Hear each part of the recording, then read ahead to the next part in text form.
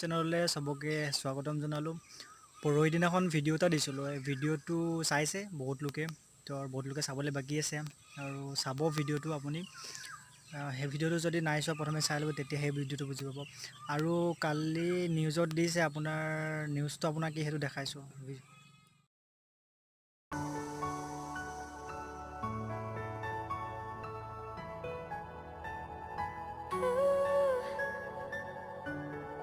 সকলোৱে দেখিলে নিউজটো কেনেকুৱা। এতিয়া আপোনালোকে চিন্তা নকৰিব, এতিয়া চাকৰি এপ্লাই হ'ল যেতিয়া তো সেইটো ইণ্টাৰভিউ কেতিয়াবা নহয় কেতিয়াবাতো হ'বই।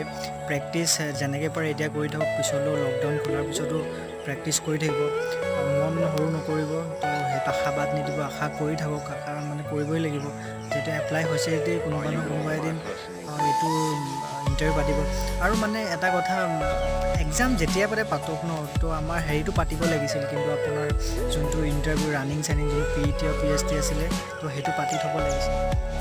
তো 5 বছৰলৈকে যদি বন্ধে হৈ গ'ল, কোনো চাকৰিয়ে নহ'ব, কি হ'ব এই ক'ব লগা নাই। তো ভিডিঅ'বিলাক কেনেকৈ দিম, মই নিজৰ ভাষাৰে ভিডিঅ'বোৰ দিবলৈ চেষ্টা কৰিছোঁ। মই কি ভাবিছোঁ, মোৰ মতামত দাঙি ধৰিছোঁ তাত মানে।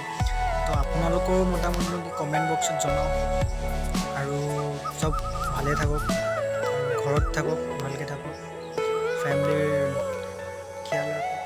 ভাল লাগে চেনেলটো ছাবস্ক্ৰাইব কৰিব, ছাপোৰ্ট দিয়ক আপোনালোকৰ, আৰু লাইক কৰিব, ভিডিঅ' শ্বেয়াৰ কৰি দিব।